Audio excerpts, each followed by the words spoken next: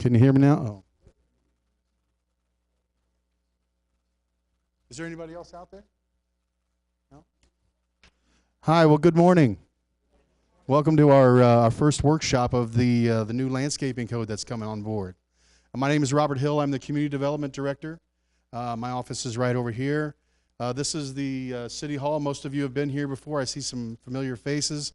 This is where the rubber meets the road, right? This is where it happens.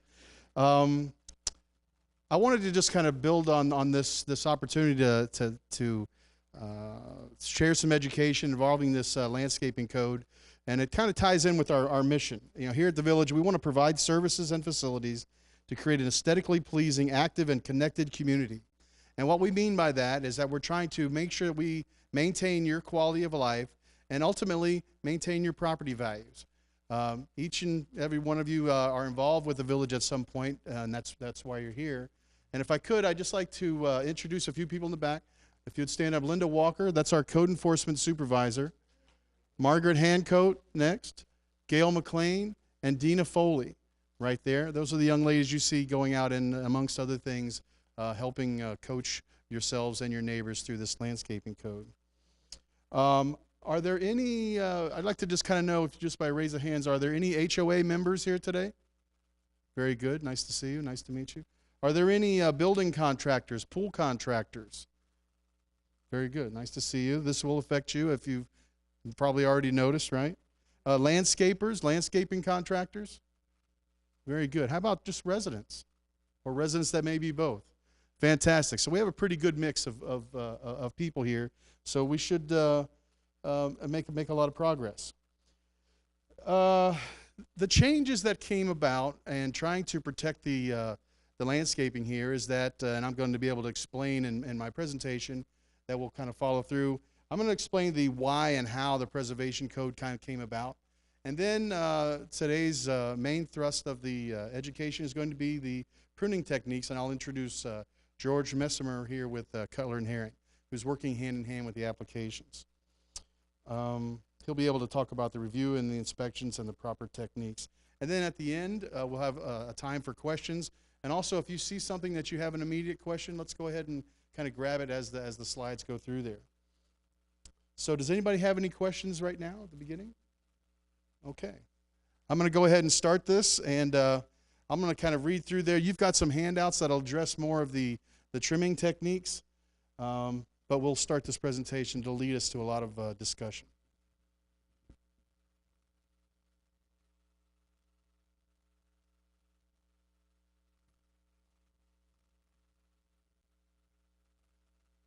So the landscaping code in the Village really hadn't been reviewed since 2001, and it had been a shift from developing new areas to protecting and preserving the ones that we have. The shopping centers are getting older, and we saw trees that were getting cut down and removed, and there was a loss of the aesthetic value and potentially the property values over time. So we kind of identified that the people live here and moved here to the Village of Royal Palm Beach for part of that canopy and that lush greenness that we so enjoy. You might know that for 29 years now, we've been a Tree City designation since 1990, and with that comes some responsibilities to go ahead and maintain some of the standards. We need to stay consistent. We have to have a tree board, which our Planning and Zoning Commission fulfills that role. We have a tree care ordinance, and that's where you'll see that this ordinance here changes a little bit from just dictating the minimum to more of a protectionism kind of code. What we're trying to do is do better by ourselves and our neighborhood, and also, you know, the planet in general. The greenery certainly has a lot of attributes. The urban forest concept includes all the trees within a community, and they provide the benefits of shade, lower temperatures, runoff restrictions, minimizes flooding, and when they're properly managed, there's a proven benefit to a community. So I'd like to thank you all for being here and being a part of that, because you're buying into that concept that we're trying to protect our community as well as the planet. Here's some facts that you might not know. That a large tree, a big tree, removes 60 to 70 times more pollution than a small tree. The visual exposure helps recovery from stress within 5 minutes. Man, that means it actually helps people live at peace. Okay, there have been studies with that, reduction of stress. They reduce noise, absorbing sound. They even improve driving safety. And there's this statistic given here that 46% decrease in crash rates due to landscaping and improvements being within a city. The presence of the trees in the suburban landscape reduce the cruising speed. We've all, in the same meeting hall, we've often talked about traffic calming and how we want to protect our neighborhoods. The trees are proven to reduce that. And of course, shade, it even goes to the point of identifying shade as a protective of the pavement and reducing some of the maintenance costs.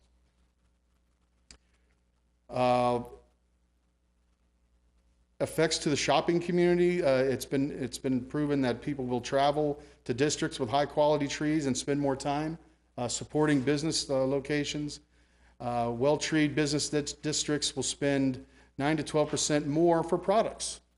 There have been, so without really beating it up, the benefits are far outweigh the pain that it takes to kind of make these slight changes. Here's a comparison that we have here of two different homes. Two very good properties, good looking properties, but as you can see, one is minus the tree canopy kind of coverage on the left, and the one on the right is enjoying, at least with the palm trees, that shaded area and the aesthetics involved with that. Here's a comparison with two shopping centers. This recently is one that had example on the left of the hat racking of the perimeter trees, and on the right and the bottom down here you see one with the pine trees and still the shade, more of the look that we're trying to create and maintain. So here's our problem. The problem that the old approach was not a preservation approach. It was a status quo approach based on our minimum standards. It did not provide guidance on tree preservation techniques in order to keep them healthy and alive. It didn't prevent a property owner from removing trees that were healthy. It didn't require a property owner to replace the canopy removed. And with that, we've coined a phrase of canopy equity, meaning that the canopy that exists is what we're trying to maintain. If you've got a large tree out there that's covering 30 feet and it's doing well out there on your properties, what we'd like to do is we're trying to maintain that level of coverage. So cutting that large tree down and just replacing it with a smaller one at that time is not equitable for the canopy. And it also did not treat specimen trees any differently. Specimen trees are trees that are grown beyond a certain threshold of size that provide that kind of shade that we just discussed. Ultimately, it results in a loss of tree canopy over time. I'm going to go through these slides with these topics that you'll see. This is an example, and of course I mentioned George will expand further on that as we get into it, but as you look just briefly at some of these changes, or some of these examples of pruning techniques, you can see how different they really are. This is an example of a top tree with the limbs, and we've seen these at times with code enforcement. I don't know if it's just a lack of commitment to the tree or if it's a concerted effort to try to knock a tree down, or maybe it's just a lack of education. But sometimes trees get cut this way, and they're actually very weak. And George will touch on that about the actual structure of a tree when it's grown back from this state. So in the code, it talks about a vegetation removal permit and when it's going to be needed. And there's a lot of explanation that goes along with that. But basically, when you're going to make a change to your landscaping, you need to come in and apply for a vegetation removal permit. Single-family homes, there's no charge. There's a $75 fee for commercial properties or multifamily properties like that. Okay, so the code it outlines that has the guidelines on how to review the permits in section 1571, and it also it's an example of how property owners want to, if they clear cut a lot, it's required to maintain, and this is the commercial properties where the neighboring properties are adjacent. There are concerns along with that.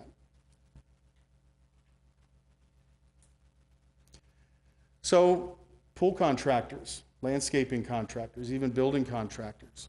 As of December 20th, all new additions, driveways, and pools Roof structures, basically anything that creates more impervious area that's greater than 250 square feet. The decking around a pool is that.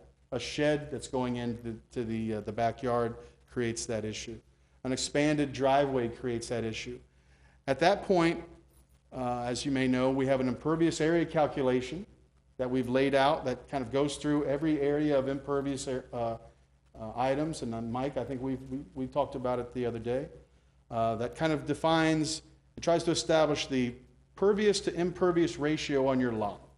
And basically, other than an RS3 zoning requirement, that level is 50% minimum of pervious area. All right? So with that, if you have a project that's over 250 square feet, you will have to submit a vegetation survey. Here's examples of the forms that I was talking about. The pervious surface calculation standard on the left establishes how much pervious to impervious ratio we have. And then on the right, we're talking, there's an example of our vegetation survey index. Now, I don't want to scare anybody off with this survey, and we're not talking about a professional surveyor having to go out there. What we're speaking about is a hand-drawn kind of sketch that kind of represents your boundaries on your property and identifying the trees on your property that count towards your landscaping. Those that are at 14 feet, cast 5 feet of shade, and are larger than 2.5 inches of diameter on DBH, which is diameter at breast height, roughly right at 54 inches. So with that, you would just identify 1, 2, 3, 4, 5, 6, 7, 8, and then list them on this index, the same corresponding number, 1, 2, 3, 4. It may be an oak. It's 25, I'm estimating 25 feet tall, and it's got a DBH of 10 inches. Okay? It is a palm tree, that is 20 feet tall, and it's got a DBH of 8 inches. Things like that. So we're trying to simplify that and make it actually uniform so that the properties that were built prior to this landscaping code, the original one in 2001, November 15, well now they're grandfathered in and left alone until they meet one of those thresholds, until they take action to improve their property. All right? So what we're trying to accomplish, the goal, the mission, would be to have everybody share in this obligation and have a tree or two on their property. So in doing that, we've reduced the amount of calculation, and we've reduced it down to the net area requirement. So prior to this code amendment, just to touch base on another subject, your calculation was based on the gross area. Say your lot was 8,000 square feet. And every portion of 2,000, you had a tree and 10 shrubs. Well, now what we're calculating on is the net area. So we're reducing or taking out that gross area. We're removing your home, your driveway, everything that is impervious, so that you end up with a net total. And those same guidelines are then applied to that net total. So it's really a lot smaller. It's not as encumbering as you might think. And we found since December that several of the homes and properties that have come in, it may be just add a tree, or very well they may have enough trees on their property already. Any questions so far or anything? Yes. We have 0 lot line. So if you have someone who puts in a pool, basically across their whole, puts a pool with patio to the whole backyard, and they've taken down, let's say, one huge 30-foot oak tree, hard tree, where are they expected to put another tree in replacement? Because we have no front yards, and now you've just used up the backyard for the pool. Well, firstly, you're describing what sounds like an RS3 property. So that reduces down to a 20% pervious minimum requirement. So the area is a lot less to begin with. What would happen is that application would come in, and the tree would be looked at that they want to remove it, for, like you say, for a pool. Okay, they would be required to then put the equivalent of the trees based on the code. So let's say it's a specimen tree. It's an oak tree that's larger than 10 inches. I think the replacement's going to be 2 to 1 or on that kind of replacement. So they would either have to be able to look at that property and be able to say, okay, I can put it here in the front yard, or I can't. There are other options that would kick in. Options of donating to the tree bank or making a monetary donation to a fund that, as we go through here it is, donate a tree that goes into the village account to be able to use strictly on a forestation project in other areas and neighborhoods within the village. Okay? But what's going to happen first is that application is going to come in for the pool, and even before this change, the calculation was going to be completed for the pervious area. Okay, so this pool that you described covering across the entire back doesn't sound like it was appropriate to begin with, because it's somewhere on that property there should be 20% of pervious area with grassed area. So within that 20% would be a location of some kind of tree. And that would be up to George's company to be able to look at that and take your recommendation and see the feasibility of it. Like, for example, it's a specimen tree. You've got to put 3 trees to replace that large tree, okay? You've got a patch of earth in the front that we can't put 3 trees in there. We know that's not going to work. They're going to be able, George is going to be able to say, look, we want to replace one of those trees there. The other 2 will have to be an option for the donation or the tree bank. No, because, you know, when you have an architectural committee and you have to approve a pool, I'm not privy to them coming with their pool company and applying for a permit at that point. So technically, as an HOA, how are you approving a pool? Because I can't say you need to put 3 trees back. Well, I don't think that the HOA wants to get involved at that level of looking at it. I think you're looking at the concept of a pool or a fence or removing a tree or something like that. And so, you know, what we have is an HOA acknowledgement affidavit. It says, hey, by the way, there may be other rules because, you know, we obviously. So they would be basically just. But those specifics. On it. We should put a disclaimer on the letter when we're approving the pool. I would think something like that. You know, I mean, certainly they have to abide by all the Florida Building Code and all of the planning and zoning codes that are here at the village. Okay. I'm just trying to see, like, because obviously when you're doing an architectural application, those people aren't qualified to say how many trees should be on a piece of property. So we're just basically looking Or the setbacks or anything else like that. All you know is, you know, have other people, is your area allowing pools in that facility for whatever reasons it may be or be some kind of restriction. Yes, sir. Well, I'm not going to prove that I'm a residential contractor, but you just spoke about that full width of the house. That means that pool would come in now to less than a quarter. Let's say that the size of the house was 30, and they had drawn up a plan for a pool. Mm-hmm. And you say, well, no, they have to meet all these setbacks and the grass around it. That'll mean that pool will come to 20 or 18 feet. Well, and that's sometimes that is the case. Just as the setbacks are required, the pools have to shrink, or the decking around them has to shrink. Just remember, the calculation of a pool, the water body itself is considered pervious. Rain falls in, it trickles out, it goes into the ground, overflow. It's the decking that's impervious. Okay, my subject is in the acreage now. I'm going to put a residence, and I've got 10 pine, exactly where the house is going to be situated. This $75 that you're talking about, I got to remove those trees to start excavation. Okay, well, you mentioned out in the acreage. I don't know, you know, this wouldn't apply to properties out there. No, but the fees that I'm talking about is, first of all, initial construction of a single-family home, there is no fee. There's no requirement for vegetation removal. You know, the obligation here at the village is when you build that home, prior to it getting a CO, or actually prior to it getting a permit, you've got to tell us how you're going to put trees in, right? So if you took all those trees out, you'd have to show us on your plan. Right. Based on 1 tree and 10 shrubs for every 2,000 square feet or portion thereof. So by the time you took the net area out of your proposed new home, You have an 8,000 square foot lot, and you take out that 2,000 square feet, you've got 6,000 square feet there, right? Yeah. So that would be 3 trees and 30 shrubs. Okay, great. You have a question? Yes, my name is Deidre. I'm the property manager for the Crossroads across the street. Mhm.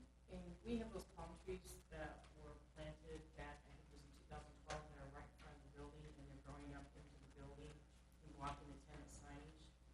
And obviously, they need to be removed. It's my understanding that we don't have to pull a permit for that because they weren't in the original plans, nor were they in the plans where we did the compliance upgrades to the landscaping, and that I could pull those trees without having to pull a permit. I would say that's incorrect. If you add or remove trees, especially to a commercial property, it's going to be reviewed. So you would have to come in and be able to identify that on the site plan. First of all, if they weren't part of the plan, they shouldn't be there. Right. Okay, and if that's the case, then possibly, they could represent that to us and to George. Okay, but Yeah, in that situation, you would apply for the vegetation removal permit, but as they're not required by the plan, you wouldn't have to replace them, unless it was a specimen tree, but it sounds like it wouldn't be a specimen tree, you just have to apply for the permit, and state all landscaping and stating you're meeting the minimums, and then we would check the property to make sure that you are, and that there's no, sort of code, if, one of the trees is gone or missing that should be there, we would check, and you'd have to replace that at that time. But again, you wouldn't have to replace that tree. Would you be able to talk to us a little bit? Absolutely. I brought some cards as well, and if there's any specific property questions, I'd be happy to answer them. We can set up phone calls, anything you want. we've also got time, we're here from 10 to 12, so if it seems like we're going through a lot of information quick, we're going to get it out there, and then we'll have time to answer questions. Yes, sir. Did I understand you to say that, No, go ahead. That young lady after you. sorry, that one tree per 10,000 square foot was a criteria? No, 2,000 square feet. One tree per 2,000 square foot is a criteria? Yes, or any portion thereof. So 2,100 square feet would require an additional tree. And 10 shrubs for each. That would be 22 trees and 20 shrubs. Yes, ma'am. Does the grouping of 3 palm trees equivalent to 1 tree, does that still apply, and does it also apply to a specimen tree? Well, if I understand your question, does the palm trees grouping apply? Yes. You see that triple adenidia tree right there? Those 3, okay, those are 3 palms grown together. That would count as 1 shade tree. Okay. If that answers that question. Can you be more specific about your question in the specimen tree? With the specimen replacement, or a specimen tree replacement, can the 3 palm, grouping of 3 palm trees apply to the replacement of a specimen Yes, tree? Okay. yes, So you could do 6 palms if it would require That's 2 correct. trees? Okay. as long as they provided the 14 feet and the 5-foot canopy each, and they, but yes. That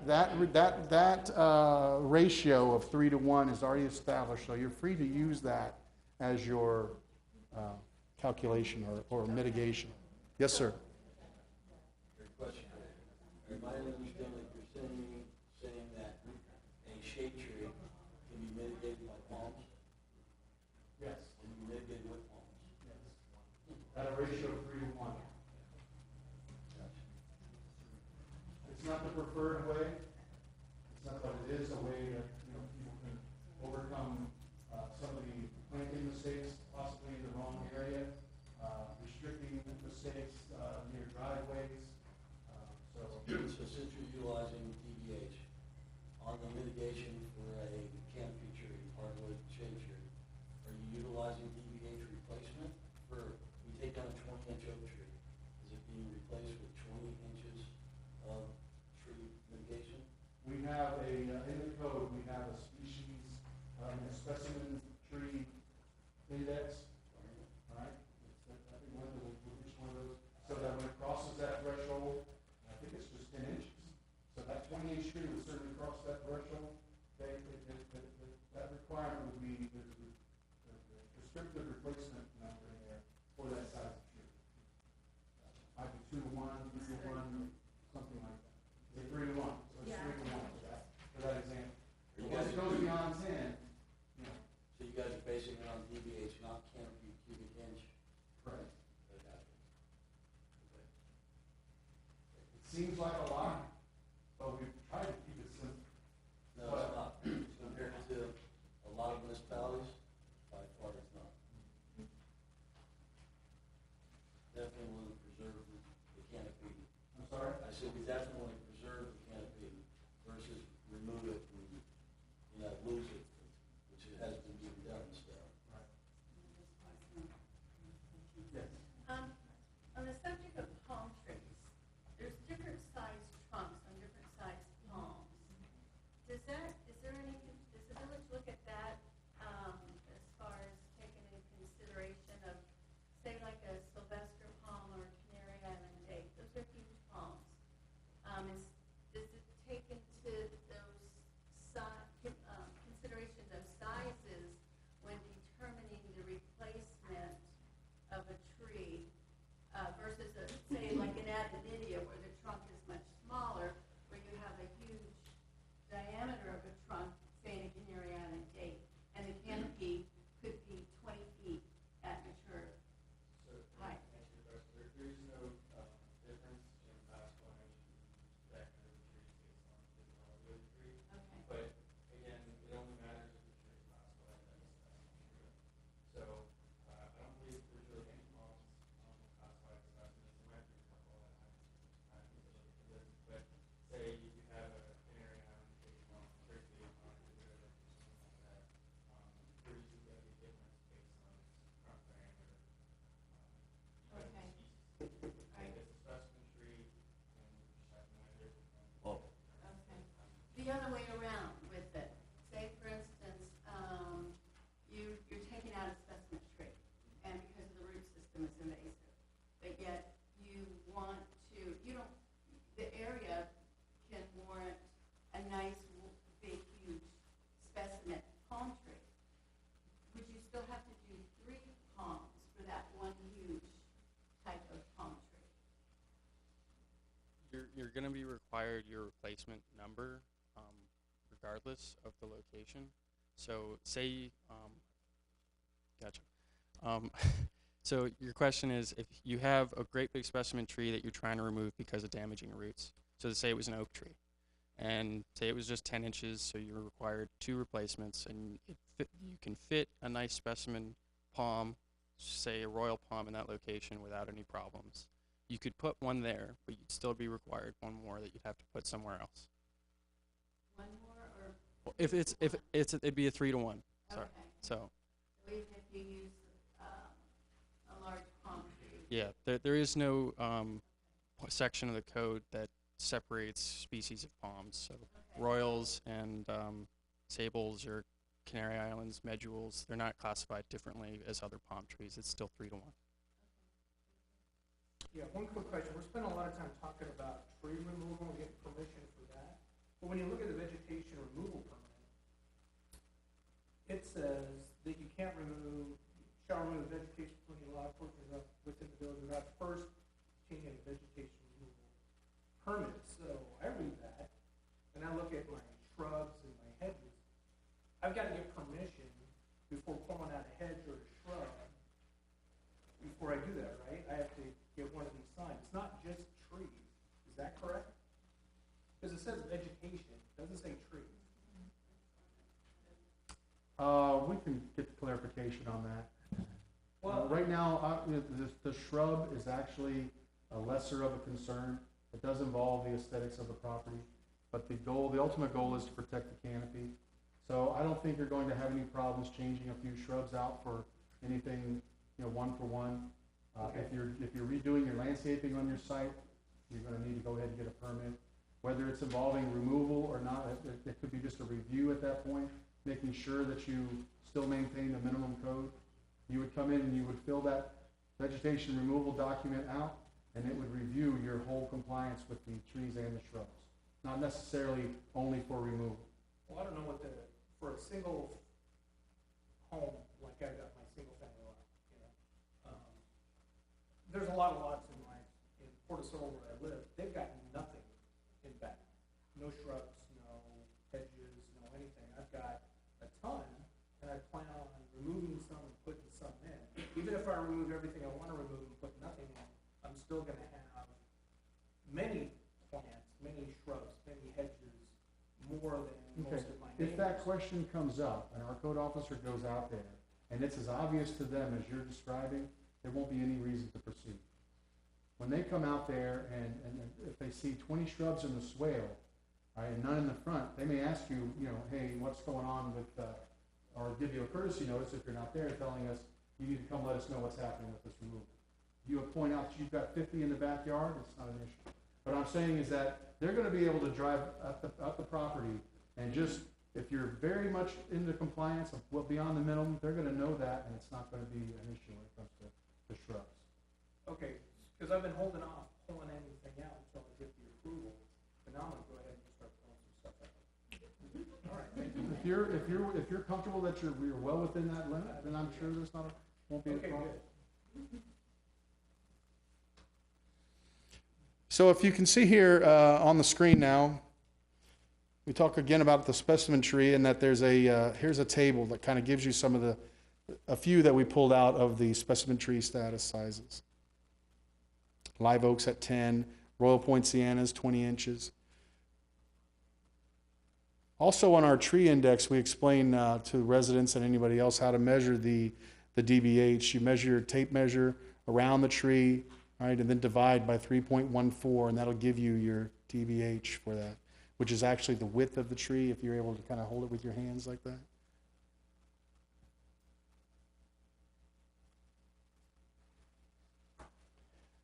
This other topic goes on. We talked about the specimen trees and it has to be removed or replaced if it's diseased or deteriorated.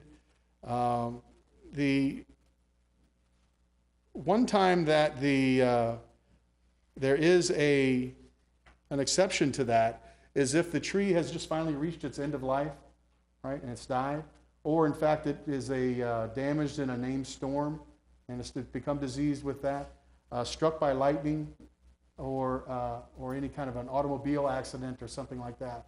If there's any question about it, it can be determined by our arborist as far as being able to see exactly kind of what happened with that tree. The remedies there's fines involved, there's replacement requirements, remove and replace. The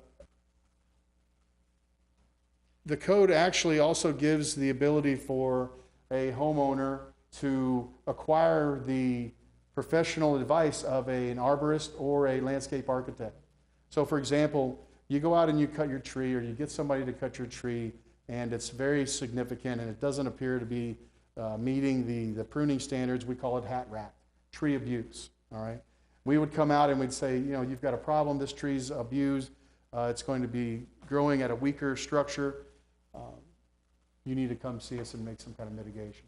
At that point, one of your options is to go ahead and get an arborist or a landscape architect to come in and say, we've looked at the tree, we believe that with some specific pruning or time or fertilization that we can save this tree, and it doesn't necessarily have to be removed, okay?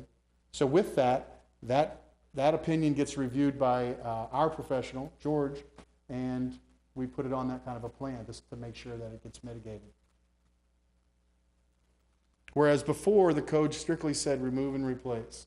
So if we saw a tree that was hat-racked and damaged, the only option was to be able to do that. And as we know here in Florida, they grow back green. It just doesn't grow back with the same kind of strength or structure as makes it resistant to the storms. This slide here shows the calculations, and it shows that the different zonings change here, 50% for zones 1 and 2, and the residential 3 is the 20% that we spoke of. This slide here talks about the 2001, November 15, 2001 grandfathering in of properties that are built prior to that.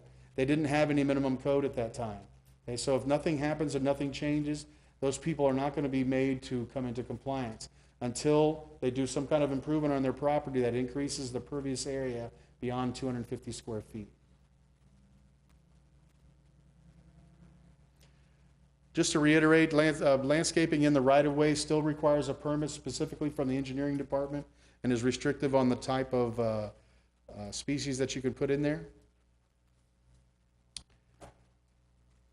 This code started in 2020, except we've postponed the trimming requirements and some of the tree abuse issues until a 6-month period, which is coming up in June 20 of this year.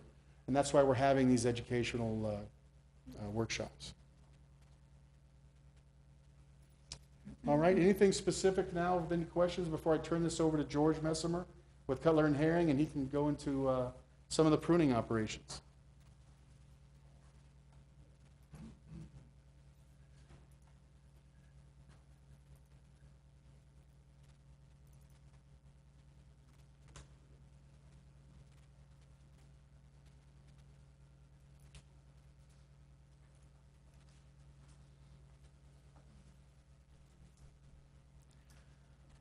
Good morning, everybody. Again, George Messimer with Cutler and Herring. We are the landscape consultants for the Village of Royal Palm Beach. There's several main things that we're handling for the village as consultants. We're handling the vegetation removal permit review, landscape inspections, landscape code compliance inspections for all the commercial properties existing right now, and then a landscape development plan review for new proposed developments on an as-needed basis whenever the village needs our assistance for that. So just briefly to go over some of the things that we've been doing. The landscape code compliance inspections, we're working right now with some of the existing properties going out sort of before code enforcement gets involved to inspect the property, make sure that there's the required minimums of landscaping, what's required by the landscape plan, and then to make sure it's in good condition.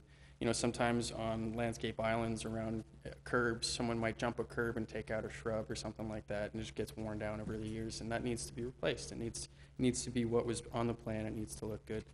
And we're not working as a regulating body. We're not trying to, you know, issue fines or do anything like that. Just working with property owners to get their properties up to code compliance before they issued a citation. This morning I met with a property over 441, an office building. They purchased the property, and the owners before them had taken out a bunch of landscape material. There was material that was wrong. We issued them a letter saying what was wrong with it. I think they spent close to $10,000 on landscaping alone to put it out there, and just inspected it this morning. It looks much better, and there wasn't a code enforcement problem. They weren't issued a citation. Down the road, if they take out a tree, who knows, but the point is to work with property owners to maintain their properties.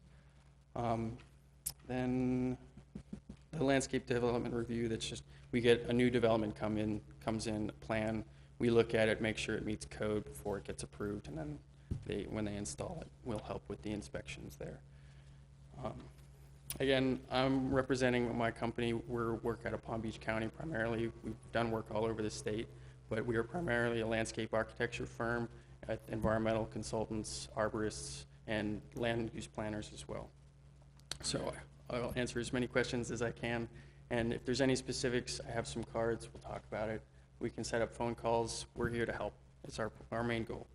All right, so going back over the vegetation removal stuff briefly. So what we look for in the submittal requirements, when you submit it to the village, they're going to forward everything to us. So we're not going to see if you paid the fee, but that's a requirement if you're a commercial and multifamily property. But a completed application, and then there's a section on the application that says what you're doing. A lot of times we'll get an application that, you know, says we're removing this tree, and there's nothing to say what you're replacing it with if there is a required replacement. So just making sure that it's very clear what you want to do, and then if you're required a placement, what you're replacing it with, just so that we don't have to, I mean, we'll contact you directly and say what we need to know, but it just helps us to know right off the bat what's being done. Providing an aerial photograph or a survey with all existing vegetation labeled with the legend, as Rob was going over. For most properties, this is very informal. If you have a lot survey for your single-family home, you just draw on there where the trees are and then separately write out what they are and how big they are, just so that we can verify that those minimum lot requirements are being met, so that, you know, if you have to plant more because you don't meet the minimums, then we can identify that. And then for all existing commercial and multifamily properties that want to remove something, they have to provide a approved landscape plan to go with it so that we can identify if it was a required tree or if it was something that was planted extra, as someone mentioned, a possibility there. And then identifying vegetation to be removed, including pictures, it's a great help. We're going to take a look at it anyways, but identifying specifically what trees, so we can look at the condition and just know off the bat. If we see it's dead in the picture, we can look at it and know right away, all right, no problems. And then, of course, identifying the quantity, species, location, and size for the replacement trees if they're required. Knowing where you want to put them back, because we're going to want them to be in a similar location to where they're removed. Obviously, if they're being removed because of the location, we're not going to make you put anything back in the same location. But if it's a street tree, you're going to want to keep it out towards the street when you replace it. And then for any prohibited vegetation, mainly invasive exotics, you won't need a vegetation removal permit. If it's clearly, say, earleaf acacia, Brazilian pepper, something like that, you won't have to come in and say, hey, I want to take out this Brazilian pepper, just go ahead and remove it.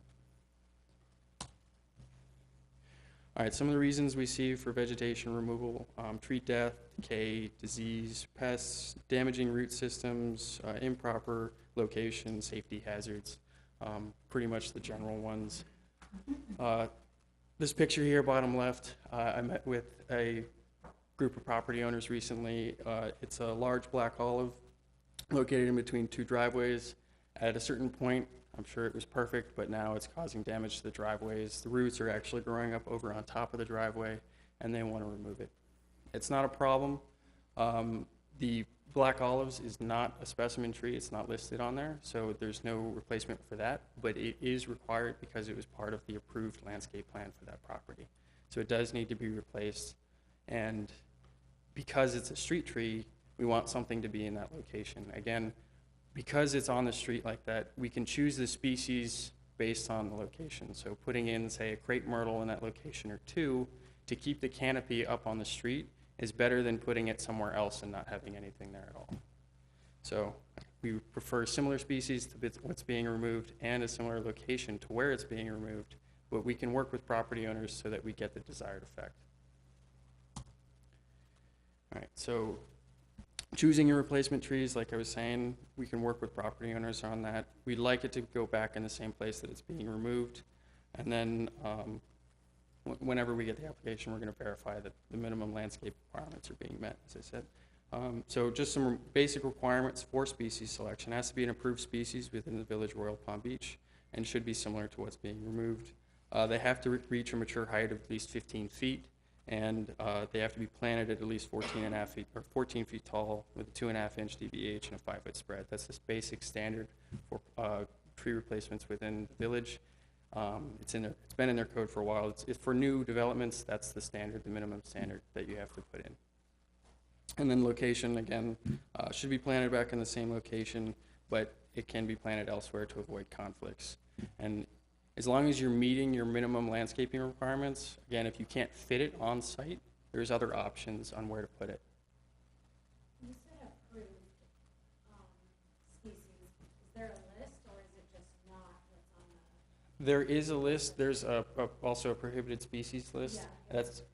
So I believe planning and zoning is supposed to have the approved species list. I don't know if it's included in the new ordinance or if it's part of the old code. I'm not sure if we have a handout today, but that's something that we can get a hold of as an approved list, something basic, because most trees are allowed, natives are preferred, and then there's a few prohibited species, like I said, invasive exotics that you wouldn't want to plant anyways. So.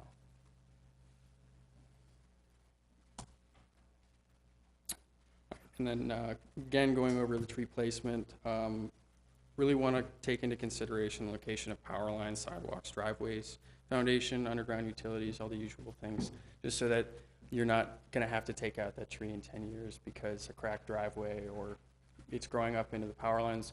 You can trim trees to avoid conflicts with power lines, but it's not preferred. I know the FPL guys don't prefer it either. So all things to consider. Excuse me, George. Yeah. Are you guys going to be directing the city to consider more root barriers in circumstances like this? Absolutely. Are you guys not pro root barrier? We are pro root barrier. It depends on, what professionals you're talking to. You put in a root barrier and, 5 foot away from an oak tree, 10, 15 years down the road, it doesn't matter. Those roots are going to find their way around.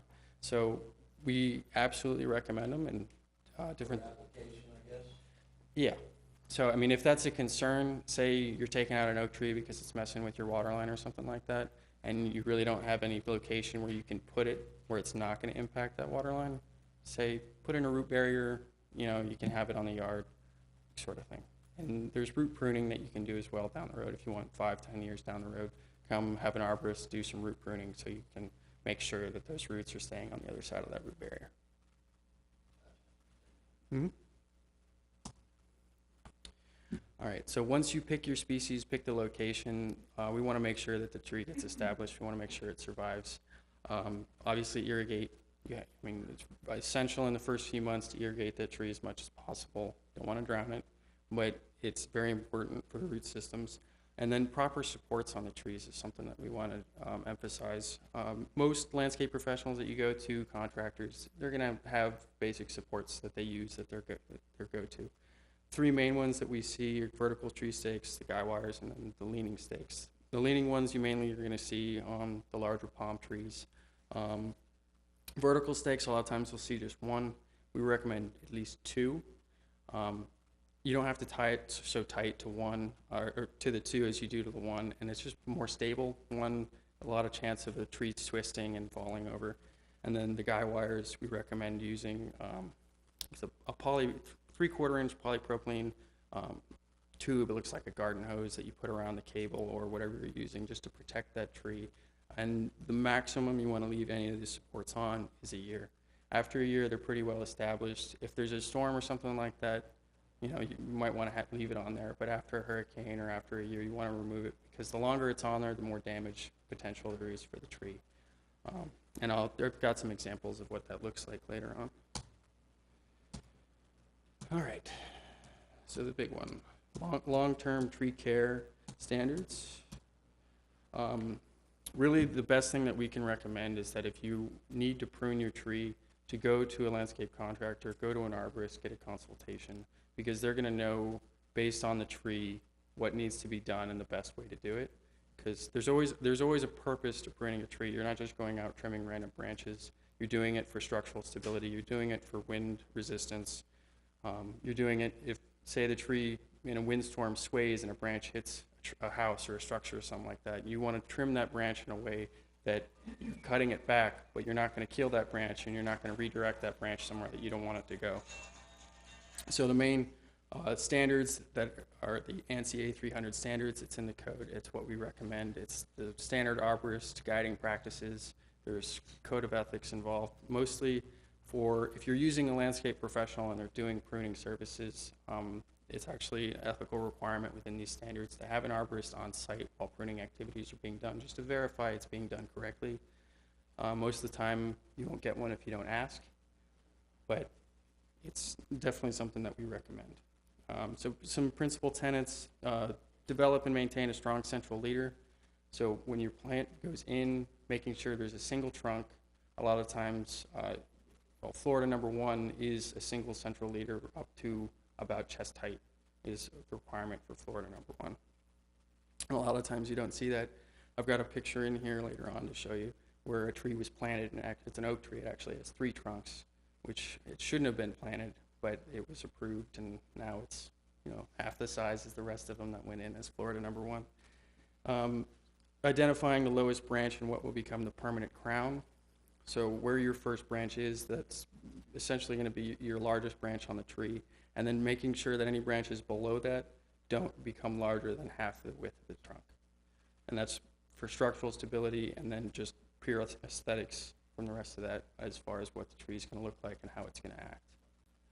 And then in any one pruning session, not to remove more than 25% of the canopy, which if you think of the biology of a tree, you think of the energy production, photosynthesis, you're removing more than 25% of a tree, you're reducing its productivity, you're reducing its growth rate, and impacting its long-term health. So you keep doing that, it's going to not grow as quickly, it's not going to be as strong to defend against pathogens or insects or anything like that. And then general safety tips, pruning from a grounded position, having the right tools, sharp tools. If you're using clippers or saws or anything like that, if you're using a dull saw or dull tools, it's just going to make it work harder on the tree, and you're going to make a bigger wound. Number 3, says prevent branches, you mentioned, below the permanent crown from growing larger than the half of the trunk. How do you prevent that? You just cut, you're saying So- remove them? Yeah, so Okay. say a branch came in lower than your lowest branch on the, what you would be the permanent crown of the tree. You can leave it there, but once it starts to get so, bigger, then that's when you'd want to remove it. And then we have some tips on removing those trees, how to remove those branches, because arguably the most important part of pruning is how you make the cut. Not just you have to pick what to cut, but also how to remove it. So here's a graphic that we came up with. I've got a larger printout up over there if you guys can see that better. Just identifying some basic branches to remove when you're pruning. Again, any arborist, most landscape professionals are going to know right off the bat what to remove. But removing these at a minimum is going to improve the structural stability of your tree. It's going to decrease safety risks, and again, it's going to look better and act better. So crossing branches, water spouts, hanging branches, closely spaced branches, broken limbs, branch stubs, and sucker growth are all recommended to be removed. That'll improve the health of the tree, improve the growth pattern of the tree, and the structural stability as well. Also palm trees, non-self-cleaning palm trees. You think of a sable palm. I'm sure everyone's used to seeing the hurricane cuts where there's 3 or 4 branches left sticking straight up out of the tree. Not a recommended cut at all. It's very unhealthy for the tree over a long period of time. The trunk is actually going to decrease in diameter towards the top, and eventually that tree is going to die from over pruning. So our rule is 9 to 3. If you think of a clock, you never want to breach that horizontal line of the top of the crown of the palm tree. You can, as long as there's roughly, one branch that still kind of touches that, you're okay. It's not an exact science, but as you can see from the graphic, if you go above that, it doesn't look, it's not natural, it's not healthy for the tree. Again, thinking productivity, you don't want to remove a branch that is still producing energy for that tree. And then this is that tree that I was talking about, where there's 3 central leaders coming up from the base. That is an oak tree located in the village. And that one was planted like that, so that tree shouldn't have been planted, but that's an example of a tree that maybe at a young age could have been pruned better to make it a single leader. It wasn't. It was planted as not a Florida #1, and that tree will most likely have to be removed.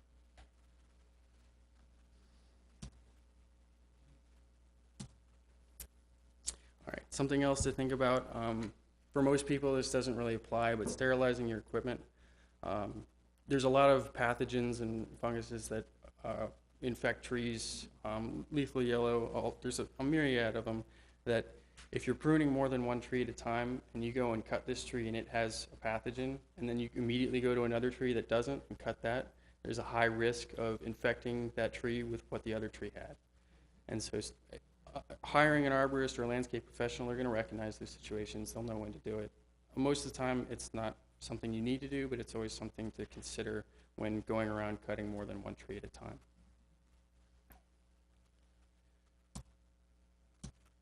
All right, so making the cut. So there's a bunch of different types of cuts. Basically, when you want to remove a branch, there's 2 cuts you're going to want to do. First, if it's a big branch, you're going to want to remove a majority of that branch before you get it down to the base. You don't want to just cut it off at the base, because what happens if you came and wanted to cut it right off at the base, you're going to start making your cut all the way down, and when that branch starts to fall, it's going to split, and it might just split right down the bottom of the tree. It's going to make a much bigger wound than what you want to make. And so what's recommended is if you go above that a bit, cut in 1/3 of the way from the bottom, and then do the rest of the way from the top, get rid of most of the tree, and then you can make a nice clean cut above the collar of the branch. We see a lot of flush cuts. That's where they go right down the trunk of the tree. And when you do that, you're creating an oval shape. It's a lot bigger wound, and there's chemicals in that part of the tree to prevent disease and infection once that's being removed. But when you make that such a big wound on the side of the tree. It takes a long time for it to heal, and it makes a lot of extra risk for that tree.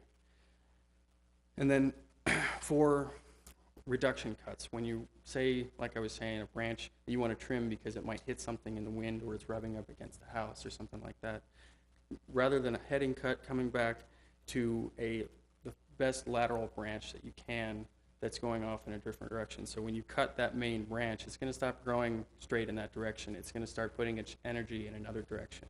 It might send out another shoot somewhere that you may have to trim, but if you trim it back to another lateral branch, it's going to be a lot better for that tree and that branch.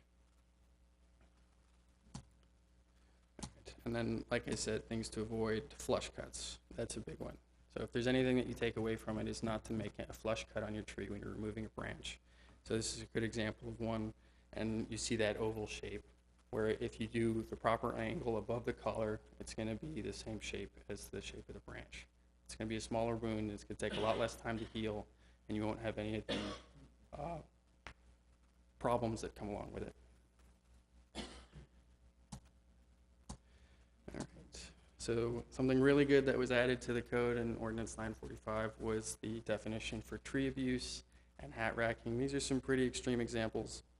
In the picture that Rob had in his slides, it's actually a shopping center off of 441. They were gumbo limbos that they came and basically just clean cut the tops off of. The branches were about 2 foot long afterwards.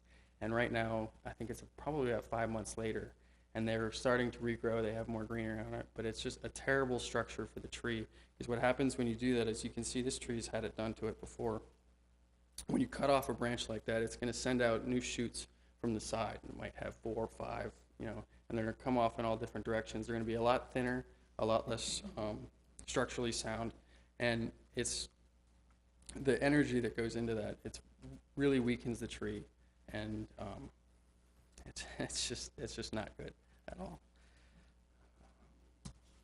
All right, so something else that we see, we call it lion tailing, and it's where you trim off the interior of the tree so much that at the end you just have what's left at the very tip of the branch. Again, if you think about the energy that goes into day-to-day of the tree, you're removing so much of the foliage that the photosynthesis left to operate the tree, to provide energy, to increase structural stability, is just not there. And the tree is going to become weaker, the structure's going to go out the window, and your first big windstorm, you're going to lose half your branches, because you're also creating a great big parachute on the end of that branch. All right, and then lastly, again, removing your supports on the trees. We see it all the time where they're left for over a year. Sometimes they're never removed. We go out to see it, and you see a wire around the tree choking it, and call it girdling, choking the tree. This middle picture is an example of that tubing I was talking about to protect against scarring. But if you don't remove that tree within the first, or that support within the first year, it might take 2 years before it actually starts choking it, but that's going to damage it, even with that down the road, because you're going to start restricting the growth on that tree.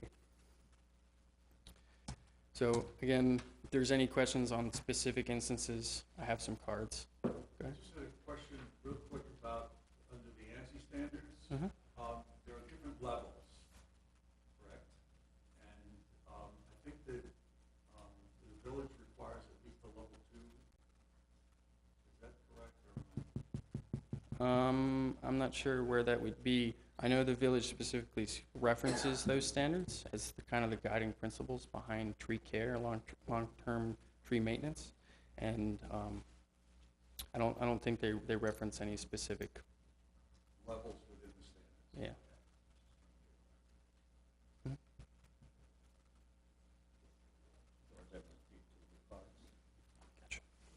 Any other questions? If you speak into the microphone, they're going to do using the closed caption so they can benefit that home. Oh, okay.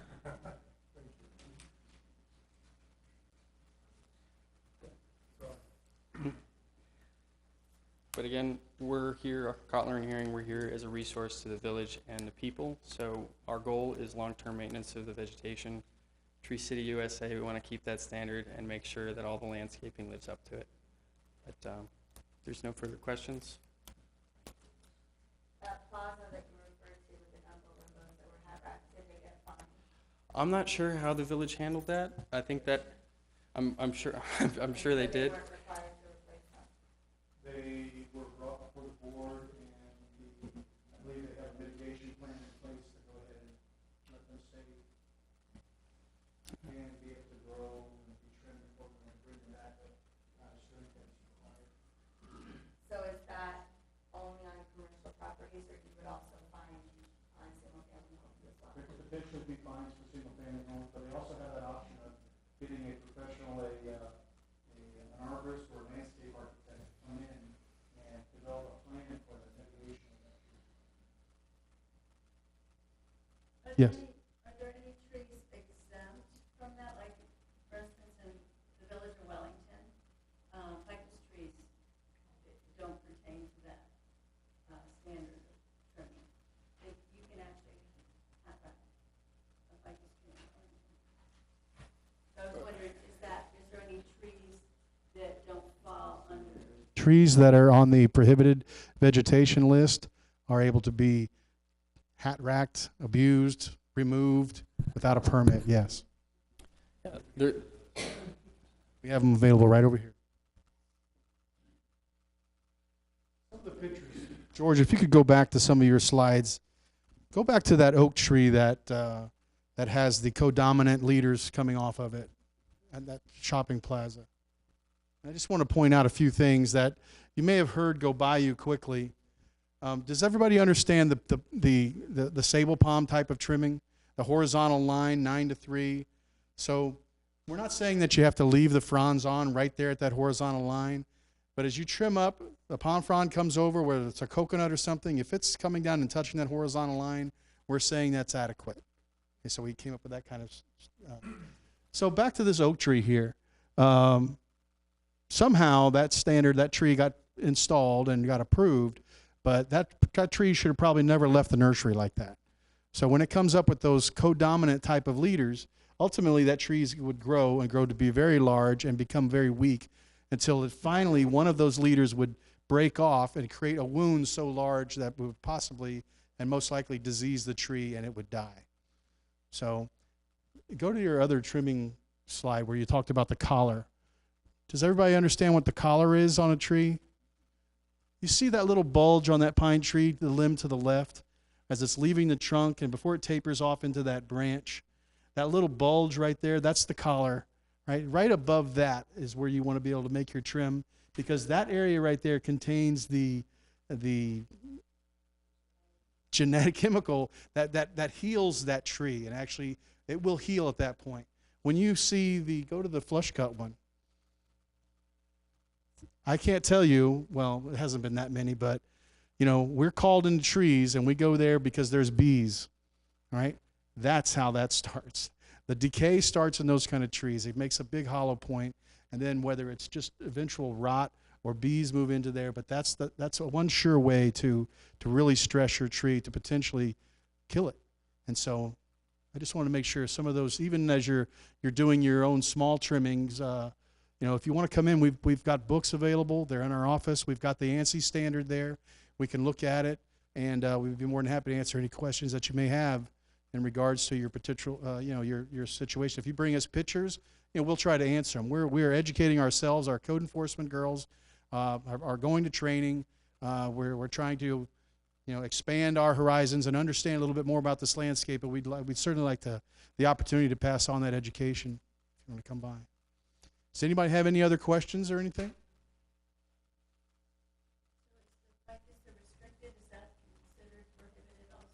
Most of the ficus is on the prohibited list. The restricted list is there just so that somebody wants to have a ficus hedge. There are restrictions involved with having that. They're responsible for the trimming and what have you. So they're still a prohibited type of species. Excuse me? yeah, the Australian pine. Yeah, that would be an invasive species.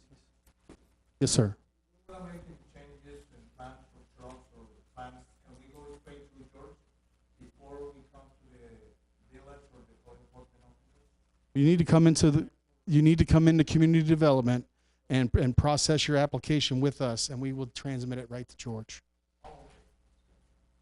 That was created in the code to be able to clarify the roles of the different departments. Planning and zoning and George's consultant will be doing that. You can certainly talk to him directly, but the application starts there and it comes in and gets registered in. Anything else? Yes, sir. Well before 2001. So can you elaborate on, it appears it's a non-conforming community, what that means and doesn't mean in terms of enforcement and changes? It was which community is it? Okay. Well, I would have to do a little bit of research. When I say before 2001, what I mean is single-family homes at that time didn't have any minimum standard. The multifamily properties and commercial properties would have submitted some kind of a site plan. So we would go back to that site plan. You would attain that site plan if you were going to propose changes to your landscaping, and that would go in with your application. I'm looking at 15.3B and saying that developments that you see council references over November 15 will be considered non-conforming and not subject to the minimum landscaping requirements and design standards of the chapter. Then it goes on and says except as subsection C. Well, if that is the case, and I'd have to look at your particular case, when you make a landscaping change, that would implement that requirement. So if there wasn't something on board then, it would be documented at that time. Or if you did some kind of a construction or anything like that.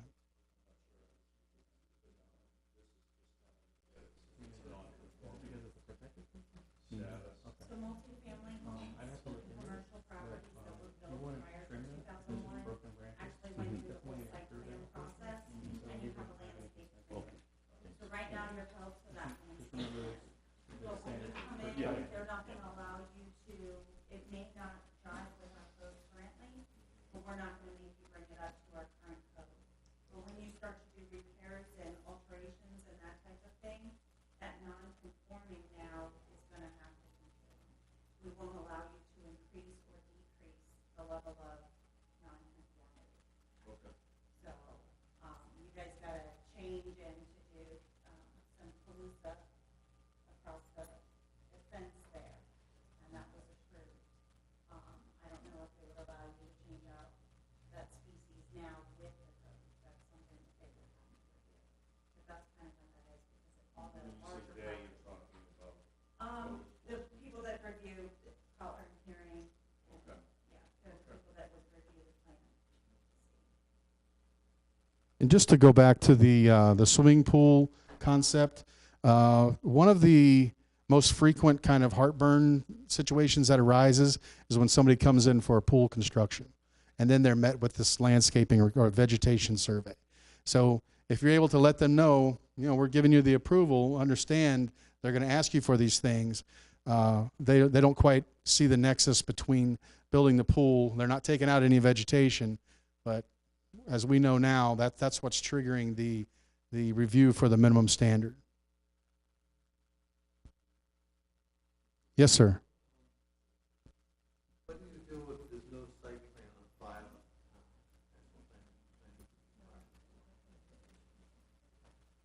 I'll defer that to George, but I believe you'll have to generate one. If you have a commercial property and there's nothing that shows what we have there, an HOA. So I met with these guys just last week or the week before, and they have typical unit standards. So they've got 4 and 5 unit blocks, and on there they have the street tree call out. There's no species. They say refer to the master plan, but they're not. They don't. Have you talked to planning? We went back yesterday. Okay. So from that, since they do have the typical unit standards on file that shows the tree, it is a required tree, so you're still gonna have to replace it with a street tree. There's no call out for the species. We know they're all black olives, but we'll just, when you process the application, we get hold of it, we can work on replacing species for where you want to put them and stuff. Good.